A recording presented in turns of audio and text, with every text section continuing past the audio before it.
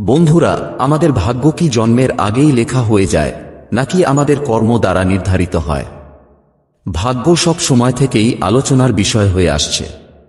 অনেক লোকরা মনে করে যে আমাদের জন্মের আগেই আমাদের ভাগ্য নির্ধারণ হয়ে যায়, আবার অনেকে মনে করে যে একজন মানুষের কর্মই তার ভাগ্য নির্ধারণ করে।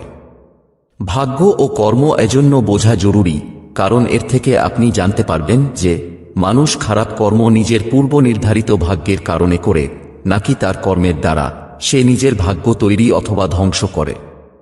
এই ভিডিওতে আপনি জানতে পারবেন যে ভাগ্য এবং কর্মের মধ্যে কে বেশি শক্তিশালী, আর সত্যিই কি ভাগ্য আমাদের কর্ম দ্বারা তৈরি হয়।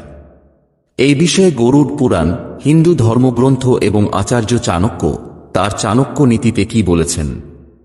এর সাথে সাথে আপনারা এই ভিডিওতে আরও দেখতে পাবেন যে মুসলিম, খ্রিস্টান এবং অন্যান্য ধর্মে এই বিষয়ে। বন্ধুরা, আসুন প্রথমে জেনে নেওয়া যাক ভাগ্য সম্পর্কে গরুড় পুরাণে কি লেখা আছে। এরপরে আমরা দেখব আচার্য চাণক্য তার চাণক্য নীতিতে এ সম্পর্কে কি বলেছেন, এবং ভগবদ্গীতায় ভগবান শ্রীকৃষ্ণ যে কথাটি বলেছেন সেটাও দেখব। হিন্দু ধর্মগ্রন্থে লেখা আছে যে মৃত্যুর পরে শুধু শরীর নষ্ট হয়, কিন্তু আত্মা কখনো মরে না।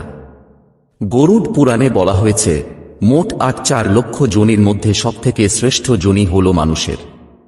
একজন ব্যক্তির কর্মের ওপর ভিত্তি করে সে মৃত্যুর পরে পরবর্তী যোনি লাভ করে। এর অর্থ হল যে মৃত্যুর পরে আপনি কোন যোনিতে জন্মগ্রহণ করবেন তা আগে থেকেই নির্ধারণ করা রয়েছে। অর্থাৎ আপনি আপনার জীবনে যে ধরনের কর্ম করবেন, মৃত্যুর পরে আপনার পরবর্তী জন্ম তার উপর ভিত্তি করেই হবে। গরুড় পুরাণ অনুসারে যে ব্যক্তি ধর্ম, বেদ, পুরাণের মতো ধর্মীয় গ্রন্থের অপমান করে ঈশ্বরের প্রতি বিশ্বাস রাখে না এবং তাদেরকে খারাপ বলে, এমন নাস্তিক ব্যক্তির পরবর্তী জন্ম কুকুরের যোনিতে হয়। যারা বন্ধুর রূপে শত্রু হয়ে থাকে এবং পেছনে পেছনে বিশ্বাসঘাতকতা করে, এই পৃথিবীতে তাদের পরবর্তী জন্ম শকুনের রূপে হয়। অর্থাৎ গরুড় পুরাণ অনুসারে মানুষের দ্বারা এই জীবনে যা কর্ম করা হয় তার ওপর ভিত্তি করেই তার পরবর্তী জীবন এবং সেই নতুন জীবনে পেয়ে থাকা কষ্ট সেই ব্যক্তির জন্মের আগেই নির্ধারিত হয়ে যায়। বন্ধুরা, আচার্য চাণক্যের মতে একজন ব্যক্তি নিজের কর্ম দ্বারা তার মৃত্যুকেও প্রভাবিত করতে পারে। চাণক্য নীতির এই শ্লোকে আচার্য চাণক্য বলেছেন যে কোনো মানুষের ভাগ্যের 5টি বিষয় মায়ের গর্ভেই নির্ধারিত হয়ে যায়। आयुः कर्म च वित्तं च विद्या निधनमेव च पंचैतानि हि सृजन्ते गर्भस्थस्य देहिनः। অর্থাৎ এই পৃথিবীতে বসবাসকারী প্রতিটি মূর্ত প্রাণীর বয়স, কর্ম, সম্পদ, জ্ঞান এবং মৃত্যুর সময়, এই 5টি জিনিস তার ভাগ্যে সেই সময় লেখা হয়ে যায় যখন সে তার মায়ের গর্ভে থাকে। আচার্য চাণক্যের মতে যে কোনো শিশুর বয়স মাতৃগর্ভেই নির্ধারিত হয়। সন্তানের আয়ু কম হবে নাকি সে দীর্ঘায়ু হবে, সে এই পৃথিবীতে আসতে পারবে কি না, সবই মায়ের গর্ভেই নির্ধারিত হয়। আচার্য চাণক্যের মতে প্রত্যেক মানুষকে তার কর্ম অনুসারে সুখ দুঃখ ভোগ করতে হয়। এই কর্মফল শুধু বর্তমানের নয়, পূর্বজন্মেরও হয়। শত চেষ্টার পরও আপনার ভালো মন্দের সিদ্ধান্ত হয় আপনার কর্মের ওপর ভিত্তি করে। এই শ্লোক অনুসারে মাতৃগর্ভেই সিদ্ধান্ত নেওয়া হয়ে যায় যে সন্তানের ভাগ্যে আর্থিক লাভ আছে কিনা, শিশু কতটুকু লেখাপড়া করবে, জ্ঞান অর্জন করলে কতটা ভালোভাবে জীবনে কাজে লাগাতে পারবে, এসব বিষয়ে মাতৃগর্ভেই নির্ধারিত হয়ে যায়। আচার্য চাণক্যের মতে একজন মানুষের জীবনে প্রায় 101টি মৃত্যুর যোগ তৈরি হয়, যার মধ্যে একটি কাল মৃত্যু এবং বাকিটি অকাল মৃত্যু হয়ে থাকে। কর্ম ও ভোগ দ্বারা অকাল মৃত্যুকে বদলানো যায়, কিন্তু কাল মৃত্যুকে বদলানো যায় না। আসুন এবার জেনে নেওয়া যাক গীতায় ভগবান শ্রীকৃষ্ণ এ সম্পর্কে কি বলেছেন। বন্ধুরা, শ্রীকৃষ্ণ গীতায় বলেছেন মানুষের ভাগ্য কোন জিনিসপত্র দ্বারা নির্ধারণ হয়।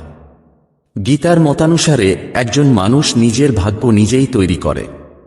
জীবনের প্রতিটি ধাপে আমাদের চিন্তাভাবনা, আমাদের আচার আচরণ এবং আমাদের কর্মই আমাদের ভাগ্য নির্ধারণ করে।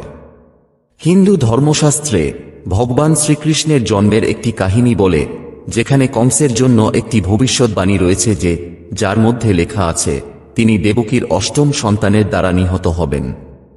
কংস এই ভবিষ্যৎবাণীটি সত্য হতে না দেওয়ার জন্য তার যথাসাধ্য চেষ্টা করেছিলেন, কিন্তু শেষ পর্যন্ত কংস তার ভাগ্য অনুসারে মা দেবকীর অষ্টম সন্তান শ্রীকৃষ্ণের হাতে নিহত হন। নিজের ভাগ্য থেকে বাঁচতে কংসের এত কিছু করার দরকার ছিল না। তাকে শুধু তার কর্মফল সংশোধন করার দরকার ছিল, যেটি তার নিয়ন্ত্রণে ছিল। তিনি যদি অধর্ম ত্যাগ করে ধর্মের পথে অগ্রসর হতেন, তাহলে হয়তো ভগবান তাকে ক্ষমা করে দিতেন। কিন্তু সে অধর্মের পথে অগ্রসর হতে থাকে এবং সেসব পাপ কর্মের জন্যই সে নিজেই মৃত্যু লাভ করে। সনাতন ধর্মশাস্ত্র ও পুরাণ অনুসারে শুধু কংস নয়, এই পৃথিবীতে জন্মগ্রহণকারী প্রতিটি প্রাণীর ভাগ্য জন্মের আগেই নির্ধারিত হয়। একজন মানুষ কবে জন্ম নেবে, সে কি করবে, কিভাবে সে তার সারা জীবন কাটাবে, এই সব তার জন্মের আগেই ঠিক হয়ে যায়। সেই অনুযায়ী তার পরবর্তী জন্ম হয়। তবে এর অর্থ এই নয় যে আমাদের সবকিছু ভাগ্যের উপর ছেড়ে দেওয়া উচিত, কারণ ভাগ্যকেও কর্ম দ্বারা পরিবর্তন করা যায়। ইসলামে ভাগ্যকে নিয়তি বলা হয়েছে।